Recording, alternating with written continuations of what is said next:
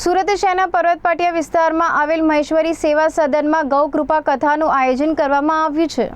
સુરત શહેરના પર્વત પાટિયા વિસ્તારમાં આવેલ મહેશ્વરી સેવા સદનમાં 15મી ઓગસ્ટથી લઈને 19મી ઓગસ્ટ સુધી ગૌ કૃપા કથાનું આયોજન કરવામાં આવ્યું છે। આ ગૌ કૃપા કથાના કથાકાર તરીકે સાધ્વી શ્રદ્ધા ગોપાલ સરસ્વતી દીદી હાજર રહ્યા હતા અને આ ગૌ કૃપા કથા 5 દિવસ સુધી સુરત શહેરના લોકોને સંભળાવી હતી। ગૌ માતાનું મૂલ્ય લોકોને જણાવ્યું હતું, સાથે ધરતી માતા અને ગૌ માતા એક સમાન છે તેવું પણ જણાવ્યું હતું। આ કથામાં ગજાનનજી રાઠી, દીનદયાલ મોહતા, સુરેશ ચાંડક, જગદીશ કોઠારી સાથે સમાજના અનેક મહાનુભાવો કથામાં જોડાયા હતા અને મોટી સંખ્યામાં આ ગૌ કૃપા કથાને સાંભળવા માટે લોકો પધાર્યા હતા।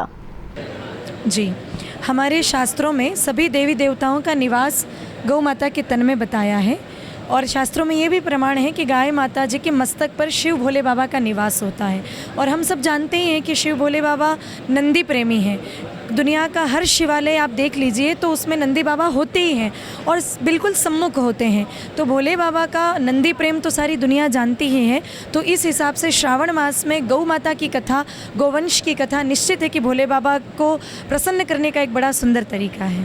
कितना ज़रूरी होता है कि युवा पीढ़ी भी इस कथा में जुड़े। हमें देखा गया कि कथा होती है तो एज वाले लोग ज़्यादा, कितना ज़रूरी है उन्हें भी ये जागरूकता। जी, क्योंकि आप सब लोग जानते हैं कि हमारा जो भारत है वो युवा देश है।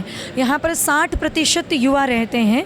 तो किसी भी चीज़ में अगर परिवर्तन लाना है तो उसमें निश्चित है कि युवाओं का होना बहुत आवश्यक है, क्योंकि कार्य करने की जो ऊर्जा होती है वो युवाओं में होता है। जो बड़े लोग हैं, जो वृद्ध लोग हैं या जो प्रौढ़ावस्था में हैं, वो आशीर्वाद दे सकते हैं, वो मार्गदर्शन कर सकते हैं, लेकिन जो परिवर्तन होगा वो केवल युवाओं से ही होगा। तो इसीलिए बहुत आवश्यक है कि हर कथाओं में और ऐसे धार्मिक कार्यक्रमों में युवाओं की भागीदारी रहे। नमस्कार। सूरत शहर के पर्वत पाटिया विस्तार में महेश्वरी सेवा सदन में 5 दिन का जो है गौ कृपा कथा का आयोजन किया गया। किस तरह की महत्व की ये कथा थी वो इस बारे हम जानेंगे। जी जगदीश जी, किस प्रकार की ये कथा का आयोजन किया गया, किस तरह की महत्वपूर्ण कथा रही? ये सूरत में गौ कथा का आयोजन का एक मानस बना, जिसमें गौ भक्त एक दूसरे से जुड़ते जुड़ते ये गौ कथा का मानस करके सूरत गौ सेवा समिति हमने नाम रखा। और ये 5 दिवसीय कथा का आयोजन था, जिसमें आज 4 दिवस पूर्ण हो चुके हैं। इसमें सभी को गौ माता की रक्षा के लिए, गौ माता की सेवा प्रचार के लिए हमने ये कथा का आयोजन रखा था।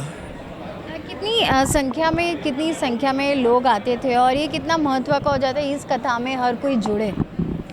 इस कथा में जोड़ने के लिए हम लोगों ने बहुत प्रचार प्रसार किया। सभी को डोर टू डोर लोगों से काफ़ी हमारे कार्यकर्ता जाके मिले, एक दूसरे से संपर्क किया। संपर्क करने के बाद में शुरुआत से ही अपने ये दीदी श्रद्धा दीदी गोपाल सरस्वती दीदी के नाम से, जिनका गौ कथा के बारे में मैं पूरे भारत नहीं अपितु यह भी कह सकता हूँ कि विदेश में भी यदि इस सरस्वती दीदी का यदि कहीं नाम आता है तो लोग इतने ज़्यादा भगत जुड़े हुए हैं और इतना सुंदर तरीके से गौ कथा का वाचन करती है, जिसमें भगत मंत्र मुग्ध हो जाते हैं। गौ सेवा समिति काफ़ी वर्षों से जो गौ के लिए है, गौ रक्षा के लिए काम कर ही रही है। तो आने वाले समय में किस तरह की तैयारियां रही? इसमें किसी भी गौ हत्या बंद हो उसके लिए बैन चलता है, और गौमूत्र और सबका उपयोग ज़्यादा से ज़्यादा कैसे बढ़े इसके लिए हम ये गौ कथा करवाते हैं।